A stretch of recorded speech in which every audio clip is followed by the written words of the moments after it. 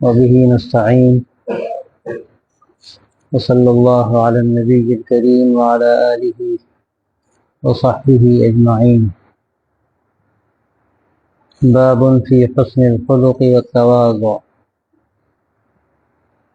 فسره عبد الله بن المبارك بطلاقة الوجه وبذل المعروف وكف الأذى. قال الله تعالى: أعوذ بالله من الشيطان الرجيم إنك لعلى خلق عظيم. وقال تعالى: والكاظمين الغيظ والعافين عن الناس والله يحب المحسنين. وقال تعالى: ولا تصعر خدك للناس ولا تمش في الأرض مرحا إن الله لا يحب كل مختال فخور.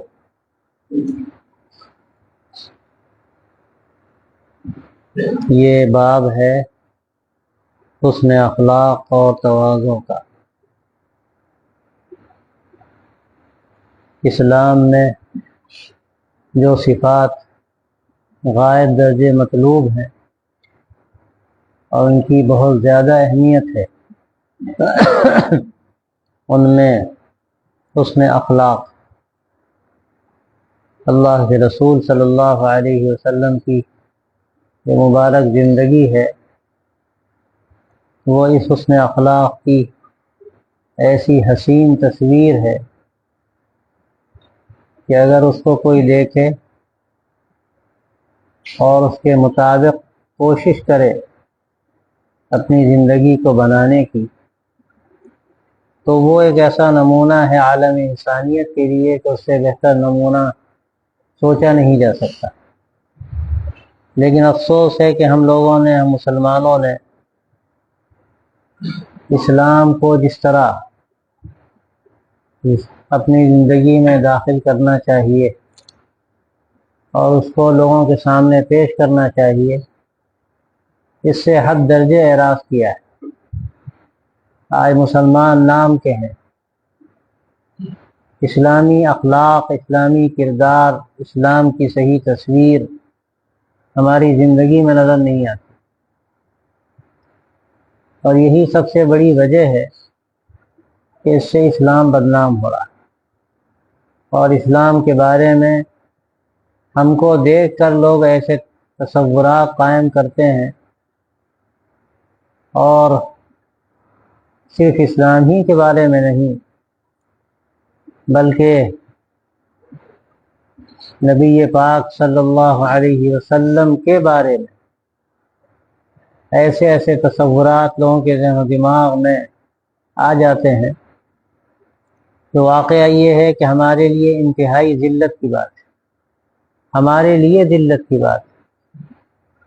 ہم نے اسلام کے بہت خوبصورت چہرے کو اور انتہائی چمکتی ہوئی پیشانی کو اپنی بد اخلاقی سے ایسا داغدار کیا ہے کہ اس کے نتیجے میں لوگ اسلام سے بدگمان ہوتے ہیں۔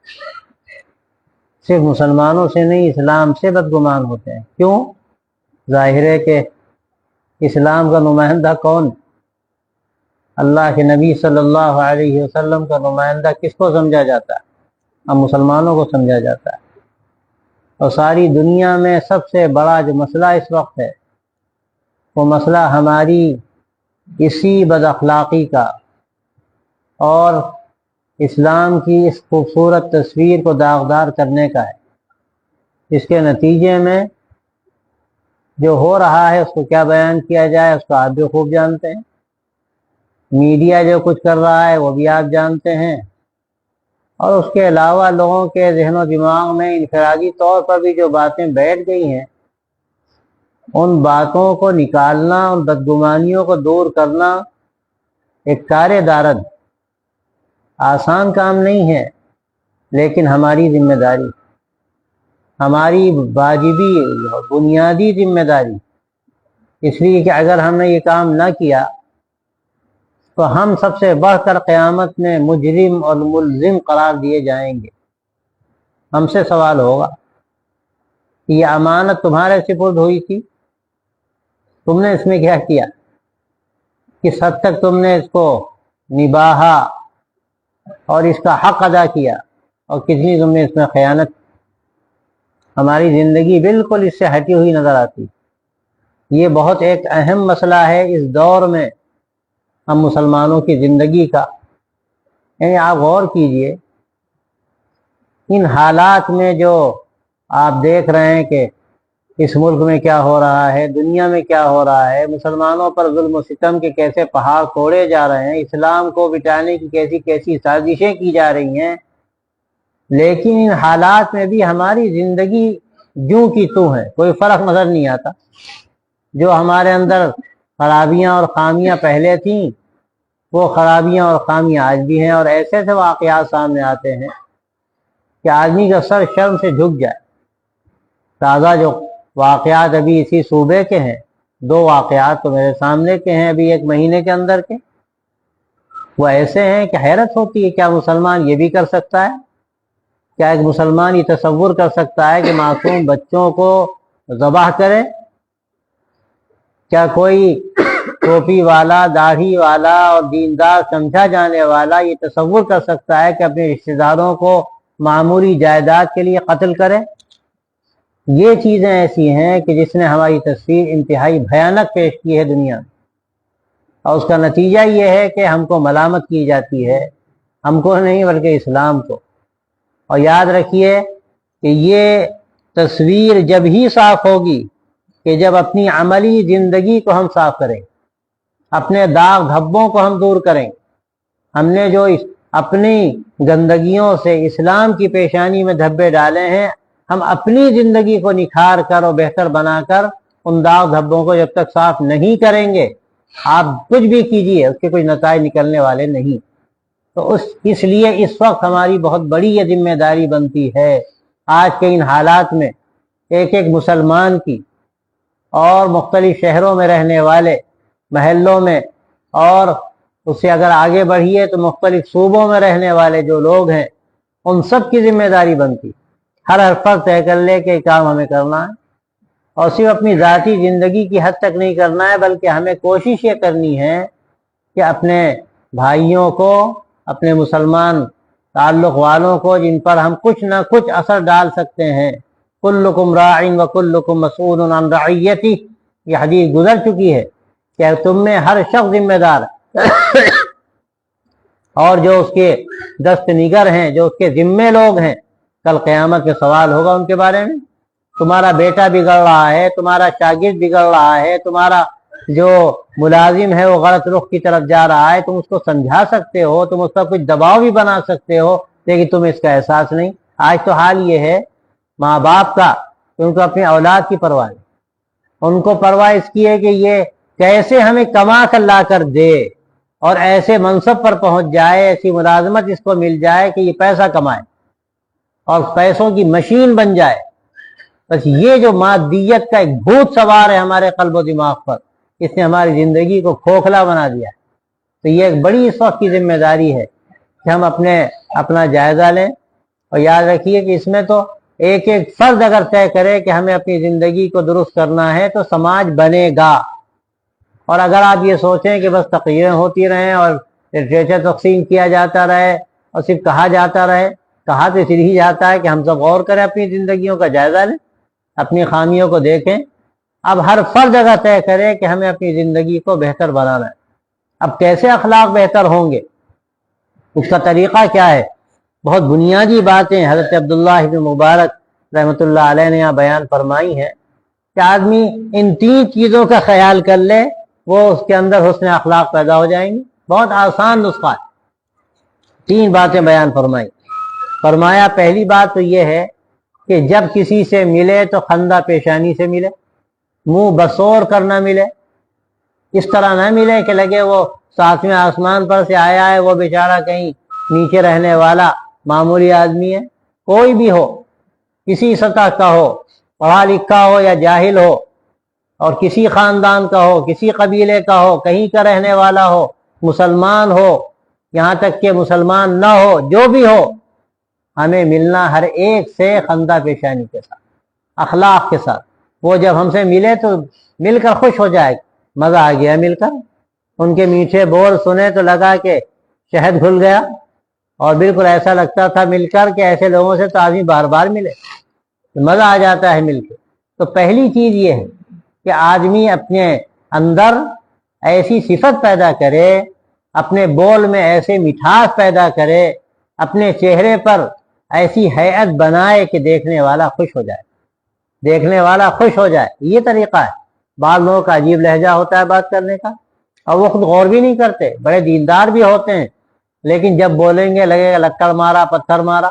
ارے بھائی اچھے انداز سے بولو، محبت سے بولو، بات کر رہے ہو، کسی کو کوئی بات سمجھا رہے ہو تو اچھے انداز سے سمجھاؤ۔ سمجھانے کا یہ طریقہ تو نہیں ہے کہ تم پتھر مار رہے ہو، ارے آپ کیا کرتے ہیں، یہ کیا تماشا ہم نے بنا رکھا ہے۔ اللہ کے رسول صلی اللہ علیہ وسلم نے، آپ سے بڑا کون ہوگا، آپ صلی اللہ علیہ وسلم پر جان نچھاور کرنے والے صحابہ، لیکن کبھی آپ صلی اللہ علیہ وسلم نے کسی سے سخت بات نہیں، انتہائی نرمی کا طریقہ، بہت کھل کر اس طرح ٹوکتے بھی نہیں تھے، تمہیں کیا ہو گیا، ایسا تماشا بنا رکھا ہے، تم نے کیا کرتے ہو۔ آپ کا طریقہ یہ ہوتا تھا، مسجد میں آپ صلی اللہ علیہ وسلم فرماتے تھے ما بال اقوام یفعلون کذا ما بال اقوام یقولون کذا، بھائی لوگوں کیا ہو گیا ایسا کرتے ہیں، لوگوں کیا ہو گیا ایسی باتیں کہتے ہیں۔ اب وہ سمجھنے والے تھے، ہر شخص سمجھتا تھا آپ صلی اللہ علیہ وسلم کا روح سخن کس کی طرف، اور لوگ اپنی اصلاح کر لیتے تھے۔ اخلاق کی بلندی چاہیے۔ معمولی چیز بعض مرتبہ ہوتی ہے اور اس پہ آدمی ٹوکتا ہے، لیکن ٹوکنے کا انداز اچھا نہیں ہوتا۔ ارے آپ عجیب آدمی، رمضان ہے آپ مسواک نہیں کرتے، اب بھرے مجمع میں ٹوک رہا ہے تو اس سے تو اس کا دل ٹوٹے گا۔ یہ کون سے اخلاق ہیں؟ آپ نے ایک سنت زندہ کرنے کے لیے ایک غلط کام کیا، بلکہ ناجائز کام کیا۔ کسی کو رسوا کرنا، کسی کو ایذا پہنچانا یہ جائز نہیں ہے، اور آپ اس کو ایک چھوٹی ہے، یقیناً سنت تو سب بڑی ہے، بہت بڑی بڑی سنت ہے، معمولی کوئی سنت ہے تو وہ معمولی نہیں ہے، معمولی کا لفظ اس کے لیے اچھا نہیں ہے، ہر سنت بہت اعلیٰ درجے کی ہے، لیکن آپ نے اس کا جو طریقہ اختیار کیا بالکل خلاف سنت کیا۔ آپ خود سنت پہ عمل نہیں کر رہے ہیں۔ بھائی سنتیں تو ہر چیز کی ہوتی ہے نا، ہم لوگوں نے اس میں بڑی تقسیم کر رکھی ہے، عبادات کی سنت، طہارت کی سنت، وضو کی سنت، نماز کی سنت، اور اخلاق کی سنت، بات کرنے کی سنت، لوگوں سے ملنے کی سنت۔ یہ ہماری سنتیں کہاں چلی جاتی؟ ہماری زندگی جب تک مکمل اللہ کے نبی صلی اللہ علیہ وسلم کے طریقے کی آئینہ دار نہیں ہوگی، ہم پورے مسلمان نہیں ہو سکتے۔ تو ہمیں اس میں بھی اخلاق اختیار کرنے کی ضرورت ہے۔ تو پہلی بات یہ ہے کہ ہمیشہ ہم ملیں، خندہ پیشانی سے ملیں، جس سے بھی ملیں، منہ بسور کرنا ملے، کوشش کریں اس کی۔ اب ظاہر بات مطلب بہت لوگوں سے ملنا ہے، لیکن یہی تو کمال ہے کہ آدمی اپنے دل پر جبر کرے، نہیں جی چاہ رہا ملنے کا، اور جب مل بھی رہا ہے جی چاہتا ہے کہ سخت بات کہہ دے، لیکن وہ اپنے اوپر قابو کرے، اور اس وقت بھی اخلاق برتے، چاہے اس کو کتنی تکلیف ہو رہی ہو۔ اب اخلاق برتنے کے لیے جو تکلیف اٹھا رہا ہے، اس تکلیف میں بھی اللہ تبارک و تعالیٰ کے یہاں اس کو کیا اجر ملے گا؟ بہت اجر ملے گا۔ تو ایک بات یہ کہ خندہ پیشانی سے ملے جب ملے کسی سے، اور دوسری بات یہ ہے کہ بذل المعروف، کہ اللہ نے اس کو جو بھی بھلائی دی ہے، جو بھی خیر دیا ہے، وہ دوسروں کے لیے خرچ کرے، دوسروں کے کام آئے، وہ اس بھلائی کو اپنے اندر بند کر کے نہ رکھ لے، جیسے ڈبے میں کوئی چیز بند کر کے رکھ لی جاتی ہے۔ اب بھلائیاں الگ الگ ہوتی ہیں، ایک بھلائی مال کی ہے، اللہ نے مال دیا، خوب دولت دی اس کو، اب وہ اللہ کے راستے میں لوگوں کو دیتا ہے، لوگوں کے کام آتا ہے، یہ اخلاق ہے، یہ بھی اخلاق کا حصہ ہے، حکم ہے اس کا کہ ہم لوگوں کے کام آئے۔ اسی طرح اللہ تبارک و تعالیٰ نے اس کو اور دوسری کوئی بھلائی دی ہے، وہ کسی کے کام آ سکتا ہے، اس کو کوئی فن آتا ہے، فارم بھرنا آتا ہے، بہت سے بیچارے فارم بھرنا نہیں جانتے، پریشان گھوم رہے ہیں، اب وہ ان کا فارم بھر دیتا ہے۔ یہ بھی ایک معروف ہے جو دوسروں کے لیے وہ خرچ کر رہا ہے۔ ایک آدمی ہے جو دین کی کوئی بات بتا سکتا ہے، یہ بڑی اعلیٰ درجے کی چیز ہے، اب وہ لوگوں کو دین کی باتیں بتا رہا ہے، تو یہ بھی بذل المعروف میں ہے، یعنی بھلائی اللہ نے جو اس کو دی ہے وہ اس کا استعمال کر رہا ہے۔ ایک آدمی ہے جو کارخانہ لگانا جانتا ہے، دوسرا آدمی کارخانہ لگانا چاہتا ہے، اس کو کچھ پتہ نہیں، اب وہ اس کو تمام چیزیں بتا رہا ہے، اس کی رہنمائی کر رہا ہے، یہ بھی بذل المعروف میں شامل ہے۔ لیکن عجیب مزاج لوگوں کا ہے کہ اس میں بہت بخل سے کام لیتے ہیں، اس میں لوگ بہت بخل سے کام لیتے ہیں اور یہ نہیں سوچتے کہ بھائی دو باتیں ہیں اس میں. ایک بات تو یہ ہے کہ یہ دریائے رواں ہے، جتنا دو گے اتنی ہی تمہاری اس نعمت میں اضافہ ہوگا. دولت دو گے دولت بڑھے گی، علم دو گے علم بڑھے گا، اپنا ہنر دو گے ہنر بڑھے گا، کارخانے کا طریقہ تم دوسروں کو بتاؤ گے، اللہ تمہیں اور اعلیٰ درجے کے طریقے الہام کرے گا تمہارے کارخانے. لیکن لوگ کیا کہتے ہیں، اگر اس کو ہم یہ ٹیکنیک بتا دیں گے تو ہمارا معاملہ گڑبڑ ہو جائے گا. ارے اللہ کے بندے، دینے والی ذات اللہ کی ہے. تم ایک ٹیکنیک اس کو بتاؤ گے، کل اللہ تمہیں دوسری ٹیکنیک سجھائے گا، لیکن یہ آدمی اس کو نہیں جانتا. تو ایک بات تو یہ ہے کہ جتنا تم دو گے اللہ تبارک و تعالیٰ تمہارے اس ہنر میں، تمہارے اس دولت میں، تمہارے اس کام میں، جو بھی ہے تمہارے اس علم میں اللہ برکت عطا فرمائے گا. اور اگر نہیں دو گے تو وہ بالکل جیسے پانی کہیں گڑھے میں جمع ہو جائے اور اس کے بعد دیر ہو تو سڑنے لگتا ہے. ایک پانی وہ ہے جو جاری ہے اور ایک پانی وہ ہے جو چھوٹی جگہ پر رہ جائے تو سڑنے اور گلنے لگتا ہے، بدبو آنے لگتی. تو یہ بہت بڑا فرق. اس کا فائدہ یہ بھی ہے بذل المعروف کا کہ آدمی معروف کو جتنا خرچ کرے گا، بھلائیوں کو جتنا بانٹے گا، اللہ تبارک و تعالیٰ اس کی بھلائیوں میں برکت عطا فرمائے. اور اگر وہ سینت کر رکھے گا تو اللہ تعالیٰ اس کو بھی سمیٹ دیں گے، وہ چیزیں ویسی کی ویسی رہ جائیں گی. اور تیسری بات فرمائی وکف الاذی، یہ آخری بات ہے یہ کہ آدمی، یہ بھی اس میں شامل ہے اخلاق کی بلندی میں، کہ کسی کو اس کی ذات سے تکلیف نہ پہنچے. وہ اپنے مزاج سے، اپنی زبان سے، اپنے ہاتھ سے، اپنے جسم سے، اپنی حرکات و سکنات سے کسی کو تکلیف نہ دے، بلکہ ایسی زندگی اختیار کرے کہ کسی کو اس کی ذات سے کوئی پریشانی نہ ہو، کسی بھی قسم کی پریشانی نہ ہو. یہ عام طور پہ ہوتا ہے، بہت سے مزاج ایسے ہوتے ہیں کہ وہ کوئی نہ کوئی ایسی بات کہہ دیں گے کہ لوگ پریشان ہو جائیں گے، ایسا طریقہ اختیار کریں گے کہ لوگ دیکھ کر دشواری میں پڑ جائیں گے. تو کم سے کم درجہ یہ ہے کہ آدمی تکلیف تو نہ دے. حدیث میں آتا ہے آپ صلی اللہ علیہ وسلم نے جو صدقات کی تفصیلات بیان فرمائیں کہ یہ بھی صدقہ ہے، یہ بھی صدقہ ہے، یہ بھی صدقہ ہے، کسی کو فائدہ پہنچا دینا، کسی کا راستہ بتا دینا، کسی کا سامان اٹھا کر سواری پر رکھ دینا، یہ سارے صدقے ہیں. پوچھا گیا کہ اللہ کے رسول اگر یہ سب کچھ نہ کر سکے کوئی تو کیا کرے؟ تو آپ نے آخری بات یہ فرمائی کہ تم کسی کو تکلیف نہ دو، تمہاری ذات سے کسی کو تکلیف نہ پہنچے، یہ بھی صدقہ ہے. اب اس سے بڑھ کر اور کیا ہے؟ تو یہ تین باتیں یہاں بنیادی طور بیان فرمائی. آدمی ملے تو خندہ پیشانی سے ملے، اللہ نے جو نعمت دی ہے اس نعمت کو سیت کر نہ رکھے بلکہ اس کو تقسیم کرے. اور تیسری بات یہ ہے کہ اس کی ذات سے کسی کو تکلیف نہ پہنچے. اور اس میں اگر آپ غور کریں تو بہت چھوٹی چھوٹی باتیں ہیں، آدمی غور نہیں کرتا. وضو کرنے کے لیے بیٹھے، فل ٹوٹی کھول دی، پانی بہ رہا ہے اور اس کے ساتھ جب آپ وضو کر رہے ہیں چھینٹیں دوسروں پر پڑ رہی ہیں، آپ کو پرواہ ہی نہیں، آپ بڑے مزے سے وضو کر رہے ہیں. اب آپ دوسروں کو اذیت پہنچا رہے ہیں نہیں پہنچا رہے ہیں، اس کو لوگ اذیت نہیں سمجھتے. آپ باتھ روم گئے اور آپ نے وہاں صفائی نہیں کی، پانی ٹھیک سے نہیں ڈالا، مکمل صفائی نہیں ہوئی، اب دوسرا جانے والا گیا، اس کو تکلیف پہنچائی آپ نے کہ نہیں پہنچائی؟ اس کو لوگ سمجھتے ہیں تکلیف پہنچانا نہیں ہے. آپ راستوں پر گاڑیاں چلاتے ہیں، خریداری کے لیے آپ نے کہیں گاڑی کھڑی کی تو اب ایسی جگہ کھڑی کر دی کہ آنے جانے والوں کو اذیت ہو رہی، یہ تکلیف پہنچائی آپ نے کہ نہیں پہنچائی؟ ایسی باتیں کتنی ہیں. آپ یہاں مسجد میں بیٹھے ہیں، لوگ سو رہے ہیں، آپ زور زور سے پڑھنے لگے ایسے وقت میں جو کہ لوگوں کے سونے کا وقت ہے، تو یہ آپ نے تکلیف پہنچائی کہ نہیں پہنچائی؟ بھائی آہستہ پڑھ لو، کیوں آپ اپنے ہنگامہ کر رہے ہو، زور زور سے پڑھ رہے ہو؟ ایسے ہی 10 چیزیں ہیں کہ آدمی غور کرے، اپنی زندگی کا جائزہ لے کہ کہاں کہاں ہماری ذات سے تکلیف لوگوں کو پہنچ جاتی ہے.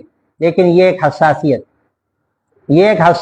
ہے. جن لوگوں میں یہ حساسیت ہوتی ہے وہ بہت اہتمام کرتے ہیں اس کا، کسی کو تکلیف نہ ہو. رات کو اٹھے 12-1 بجے 2 بجے، اب خربا کرتے ہوئے چلے جا رہے ہیں. ارے کتنے لوگوں کی نیند خراب کر رہے ہو بھائی. ایسے جاؤ کہ تمہارے جانے کا احساس نہ ہو کسی کو کہ کوئی گزر گیا. یہ اصل اخلاق کی بلندی ہے کہ کسی کو تکلیف نہ پہنچے. کتنی چیزیں ایسی ہیں کہ آدمی اگر تھوڑی توجہ دے، تھوڑا دھیان کرے. اجتماعی نظام میں تو بہت امتحان ہوتا ہے، اجتماعی نظام میں بہت امتحان ہوتا ہے کہ بھائی کوئی کام ایسا نہ ہو کہ دوسروں کو تکلیف ہو جائے. کھانے بیٹھے تو سب کھا جائیں گے، اب یہ نہیں دیکھتے کہ اور بھی تو بیٹھے ہیں، ان کا بھی خیال کرو. یہ بھی تو اخلاق ہے. اللہ جو تمہیں دے رہا ہے دوسروں کو موقع دو. تو یہ چیزیں ایسی ہیں. ایسی کمال کرتے ہیں بعض لوگ، باتیں کر رہے ہیں رات کو، لوگ سو رہے ہیں اور 3 آدمی بیٹھے زور زور سے باتیں کر رہے ہیں. ان کو یہ احساس بھی بات بتوا نہیں ہوتا، یہ حساسیت کی کمی ہے. یہ احساس بھی نہیں ہوتا کہ ہم زور سے بول رہے ہیں. آہستہ بولو بھائی، زور سے بولنے کا کیا فائدہ ہوگا؟ تمہیں دوسروں کو تکلیف ہوگی، تمہاری بات دنیا سنے گی، اس سے کچھ حاصل ہونے والا نہیں. اس طرح چھوٹی چھوٹی باتیں دسیوں ہیں، بلکہ 50 بلکہ سینکڑوں ہیں کہ جو دوسروں کی اذیت کا ذریعہ بنتی ہیں. اور ہم نے دیکھا یہ ہے کہ ایک زندگی کا شعبہ بالکل الگ ہوتا ہے اور دوسرا شعبہ بالکل الگ ہوتا ہے. آخری درجے کے دیندار، تہجد گزار، نمازوں کا اہتمام کرنے والے اور دین کے بہت سارے امور میں بڑا اہتمام سنتوں کو کرنے والے، لیکن ان چیزوں کا خیال نہیں ہوتا. حالانکہ یہ دین کا ایک بہت اہم شعبہ ہے. بلند اخلاق اختیار کرنا اور لوگوں کو تکلیف نہ دینا یہ اہم ترین چیز ہے. المسلم من سلم الناس من لسانہ ویدہ، صحیح مسلمان وہ ہے کہ جس کی زبان سے، اس کے ہاتھ سے لوگ محفوظ رہیں. سفروں میں کتنا اس کا تجربہ ہوتا ہے. آپ سفر کر رہے ہیں، اب آپ پالسی مار کے بیٹھ گئے، کوئی بوڑھا آیا، کوئی کمزور آیا، آپ کو پرواہ ہی نہیں، کھڑا ہے تو کھڑا رہے، ہم سے کیا مطلب، ہم تو پہلے آئے. ارے بھائی یہ تو موقع ہے بذل المعروف کا، یہ موقع ہے بذل المعروف کا کہ تمہیں اللہ نے اچھی سیٹ دے دی، ذرا سا سمٹ کے بیٹھ جاؤ. بڑے میاں کھڑے ہیں، بوڑھے میاں، ان کو بٹھا لو. کوئی بچہ ہے اس کو بٹھا لو، کوئی کمزور ہے اس کو بٹھا لو، کوئی خاتون آ گئی، کوئی جگہ نہیں، تم کھڑے ہو جاؤ، جوان آدمی اس کو بٹھا دو. یہ ہے بذل المعروف کہ جو آپ خیر کا کام کر سکتے ہو، جو اللہ نے آپ کو چیز دی ہے. چیزیں مختلف ہوتی ہیں، سیٹ دی ہے آپ کو، یہ بھی تو ایک معروف ہے. اب اس معروف کو دوسرے کو دے دو اگر اس کا موقع ہے تو. اس کے مواقع ایسے ہوتے ہیں کہ اس سے بڑا گہرا اثر پڑتا ہے، اس سے بڑا گہرا اثر پڑتا ہے. اسلامی اخلاق کا بہترین یہ ایک مظہر ہے. حضرت مولانا علی میاں رحمۃ اللہ علیہ کے واقعہ بہت سناتے ہیں، شاید آپ کو بھی سنایا. مولانا عبداللہ صاحب کاپودروی گجرات کے بڑے عالم ہیں، اللہ ان کی مغفرت کرے، ان کا انتقال ہو چکا. انہوں نے 3 مرتبہ تو ہمیں سنایا ہوگا. آخر میں ہم ان کے مرض الوفات میں کہ ایک دفعہ اور سنا دیجیے تاکہ ہم جب بات کریں لوگوں سے تو بالکل یہ اعلیٰ وجہ البصیرہ ہو اور تحقیق کے ساتھ. انہوں نے پھر سنایا کہ ہم حضرت شیخ الحدیث رحمۃ اللہ علیہ کے یہاں جا رہے تھے لکھنؤ سے حضرت مولانا علی میاں کے ساتھ. پرانی بات، وہ نوجوان تھے، مولانا ڈھیر عمر کے تھے، اور اس زمانے میں حضرت مولانا کو نظر نہیں آتا تھا. بیچ میں ایک زمانہ گزرا ہے، آنکھ ایسی حضرت مولانا علی میاں صاحب کی ہو گئی تھی کہ بالکل نظر نہیں آتا تھا. پھر وہاں آپریشن ہوا امریکہ میں، اس کے بعد الحمدللہ بینائی واپس آئی. تو کہتے ہیں کہ ہم لوگ ایک کوپے میں تھے، 4 سیٹیں تھیں، تو اس میں 2 نوجوان سامنے تھے، ان میں ایک شہر اسمبلی کے اس زمانے میں ممبر بھی تھے. تو مولانا کا طریقہ تھا کہ اچھی بات کرتے تھے، لوگوں کو سمجھاتے تھے، تو پیام انسانیت کی بات، محبت کی بات ہونے لگی. سونے کا وقت آیا تو بغل سے بوڑھی خاتون آئی اور کہنے لگی کہ میری سیٹ اوپر کی ہے اور نیچے دونوں سینئر سٹیزن ہیں، میں ان سے کہہ نہیں سکتی، اگر آپ میں سے کوئی نیچے کی سیٹ دے دے تو میں سو جاؤں گی، ورنہ میں تو بیٹھی رہوں گی، اوپر تو میں چڑھ نہیں سکتی. وہ دونوں نوجوان ہندو تھے، جو تلک دھاری خاتون آئی اس کو دیکھ رہے تھے لیکن کوئی بولا نہیں. جب وہ جانے لگی تو حضرت مولانا نے کہا بہن فکر نہ کرو، یہ نیچے کی سیٹ میری ہے، تم لے لا، یہاں آ کر لیٹ جانا. تو بہت اس کو تعجب بھی ہوا کہ ایک ادھیڑ عمر کا آدمی تو پیشکش کر رہا ہے، مولوی ٹائپ آدمی، میں ہندو ہوں اور یہ مسلمان ہے، اور یہ دونوں بیٹھے ہیں نوجوان، ان کو کوئی پرواہ نہیں. شکریہ ادا کر کے چلی گئی، اس پر اثر پڑا. جب وہ چلی گئی تو حضرت وہاں سے مولانا عبداللہ کاپودروی نے کہا کہ مولانا آپ نے کیا غضب کیا، آپ کیا کریں گے؟ مولانا کو اس زمانے میں پیر میں تکلیف بھی تھی، نقرس کی، آپ تو نہیں چڑھ سکتے. تو مولانا عجیب بات کہی، یہ بذل المعروف والی بات. حضرت مولانا فرمایا کہ میری عبداللہ، اسلام کا جو اخلاقی نظام ہے وہ پیش کرنے کا موقع بار بار نہیں ملتا. اگر کبھی اس کا موقع ملے تو ہاتھ سے جانے نہیں دینا چاہیے، چاہے تکلیف اٹھانی پڑے. یہ بذل المعروف، آدمی اپنی بھلائی دوسرے کو دے دے، اپنا خیر دوسرے کو دے دے. یہ ایک سیٹ ہمیں حاصل تھی، ایک زیادہ ضرورت مند ہے، آپ نے سیٹ اس کو دے دی. لیکن یہ قربانی کا جذبہ اور اسلامی اخلاق کا اس طرح کا مظاہرہ، اور اس لیے کہ ہم کوئی اس کا مظاہرہ نہیں کر رہے ہیں کہ ہم بہت با اخلاق ہیں، ہم یہ دکھا رہے ہیں کہ اسلام کیا کہتا ہے. ہمیں اسلام کی کیا تعلیم دی گئی ہے، ہماری زندگی اس کے مطابق کس طرح گزرتی ہے، یہ اصل بات ہے۔ اور یہ مطلوب ہے کہ آدمی اسلام کا چہرہ صاف کرے۔ جو ہم نے اپنی بد اخلاقیوں سے داغدار کیا ہے، وہ چہرہ اسلام کا ہم کو صاف کرنا لازم ہے۔ اگر ہم نہیں کریں گے تو کل اللہ کی ہماری پکڑ ہے۔ تو یہ تین باتیں بنیادی۔ اللہ تبارک و تعالی اپنے محبوب صلی اللہ علیہ وسلم کو خطاب کر کے فرماتا ہے وَإِنَّكَ لَعَلَىٰ خُلُقٍ عَظِيمٍ، کہ آپ صلی اللہ علیہ وسلم اخلاق کے اعلیٰ ترین معیار پر، گواہی اللہ تبارک و تعالی کی۔ ظاہر اللہ نے آپ کو تو رحمت بنا کر بھیجا، وَمَا أَرْسَلْنَاكَ إِلَّا رَحْمَةً لِّلْعَالَمِينَ، جہانوں کے لیے اللہ نے آپ کو رحمت بنایا۔ آپ کی رحمت تو جانوروں کے لیے بھی ہے، آپ کی رحمت تو پودوں کے لیے بھی ہے، آپ کی رحمت تو جمادات کے لیے بھی ہے اور نباتات کے لیے بھی ہے۔ یعنی کون سا عالم ہے دنیا کا جس پر آپ صلی اللہ علیہ وسلم کا احسان نہیں، اور آپ کی جو تعلیمات رحمت ہیں کہیں نہ کہیں اس کا اثر کسی نہ کسی پر پڑتا ہے، اور کس طرح پڑتا ہے؟ ہر عالم پر پڑتا ہے۔ آپ غور کیجئے کہ آپ ایک ابھی واقعہ آیا، ایک صحابی کے آپ گھر تشریف لے گئے، ایک بیچاری اونٹنی یا جانور تھا جو بھی ہو، اور بہت دبلا سا ہو رہا تھا۔ آپ کو دیکھا تو ذرا سا اس نے آواز نکالی، آپ اس کے پاس گئے، آپ نے اس کو سہلایا اور اس کو گویا کہ ایک طرح سے محبت کا سا اظہار فرمایا، اور پھر ان سے کہا جو اس جانور کے مالک تھے کہ اللہ کے بندے، یہ بے زبان جانور ہیں، ان پر تم رحم نہیں کھاتے، کام زیادہ لیتے ہو اور خوراک نہیں دیتے، جو اس کی غذا ہے وہ پوری دو اس کو۔ یہ آپ صلی اللہ علیہ وسلم کے اخلاق کی تعریف۔ آخری بات ہے، انتہا ہے کہ جانوروں کے بارے میں، یہاں تک کہ پودوں کے بارے میں فرمایا کہ اگر کوئی پودا خشک ہو رہا ہے پانی دے دو۔ تو یہ آپ صلی اللہ علیہ وسلم کی تعلیمات ہیں آخری درجے کی۔ اور پھر انسانوں کے بارے میں تو آخری بات ہے کہ جو آپ صلی اللہ علیہ وسلم کی جان لینے کو آئے، آپ اس کو ہی معاف فرماتے ہیں۔ جنہوں نے کوئی کسر نہیں چھوڑی، مدینے پر چڑھائی کی، اور کوئی انہوں نے صحابہ رضی اللہ عنہ میں کسی کو چھوڑا نہیں، کتنوں کو شہید کیا، کیا کیا، لیکن سب کو معاف فرما دیا۔ اتنے واقعات سیرت میں بھرے پڑے ہیں، آدمی حیرت ہوتی ہے۔ ابھی کل پرسوں 2-3 دن پہلے سیرت رسول اکرم میں واقعہ گزرا، ایک یہودیہ خاتون نے آپ کو زہر دیا، کہا گیا کہ اس نے تو ایسا زہر دیا آپ صلی اللہ علیہ وسلم کو گویا شہید کرنے کے لیے اس نے اعتراف بھی کر لیا، اور لوگوں نے کہا کہ عمر رضی اللہ عنہ نے کہ اللہ کے رسول اجازت دیجیے اس کی چھٹی کر دی جائے، لیکن آپ صلی اللہ علیہ وسلم نے اجازت نہیں دی، فرمایا نہیں، اس کی ضرورت نہیں ہے، چھوڑ دو اس کو۔ کتنے واقعات ہیں۔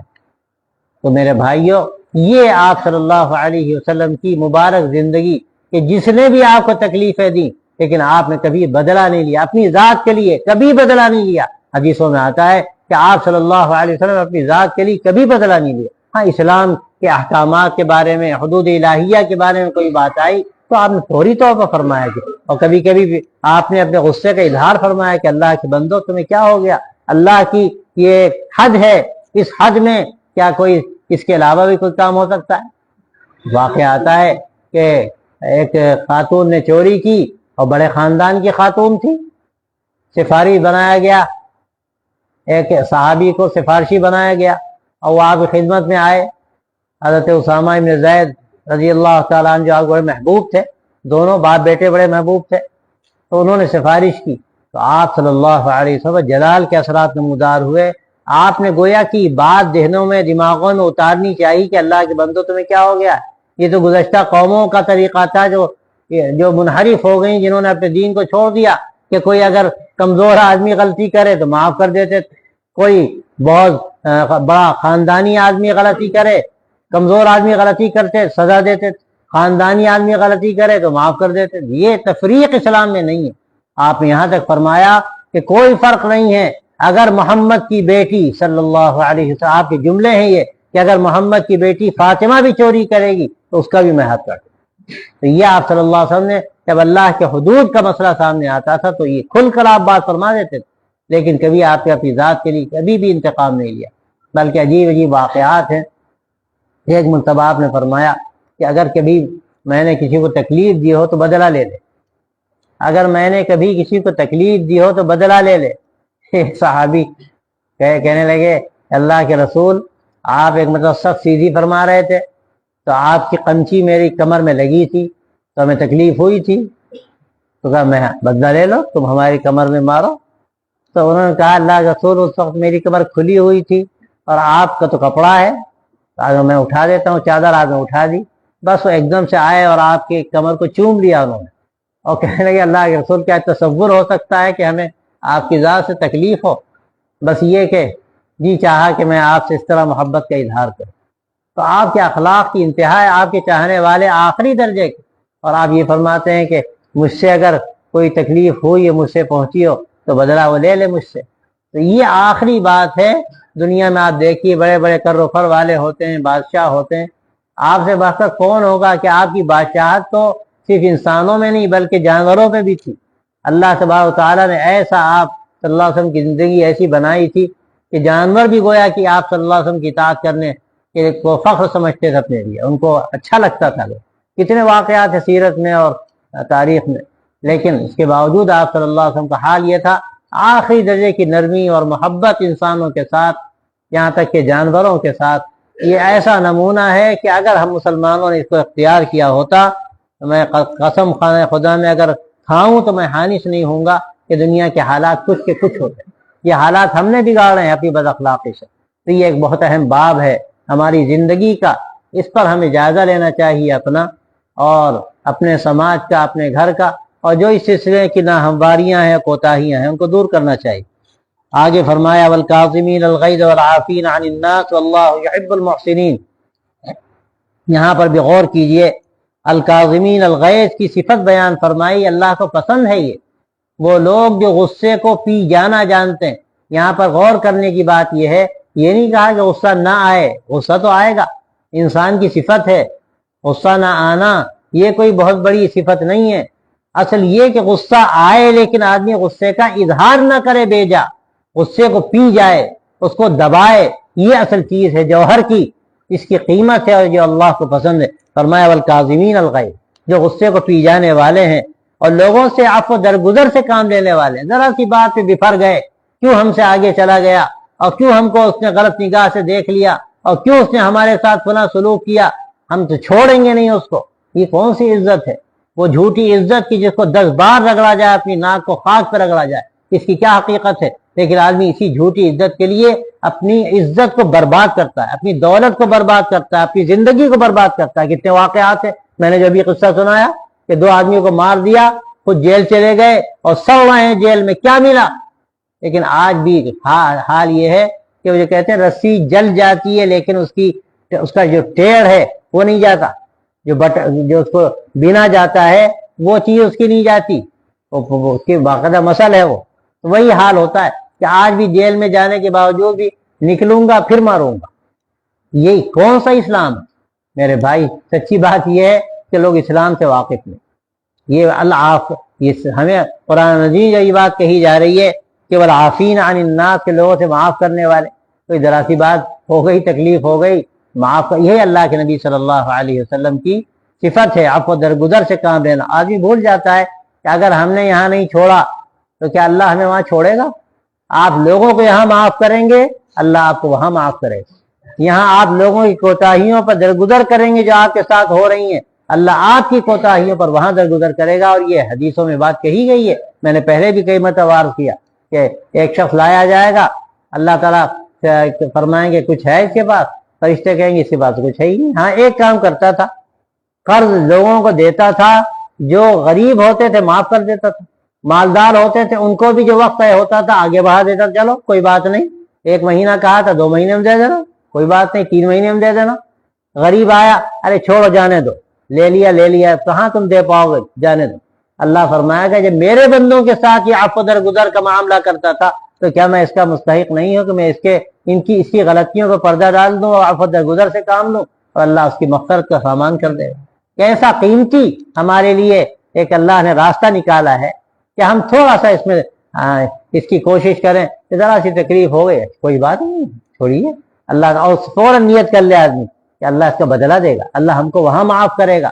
میں نے اکثر عرض کیا کہ انسان تو بنیا ہے نا، وہ بدلہ سوچتا ہے، بدلہ سوچتا ہے کام آسان ہوتا ہے۔ آدمی سوچ لے کہ ہم نے اس کو معاف کر دیا، کل اللہ تبارک و تعالیٰ وہاں ہم کو معاف فرما دے گا۔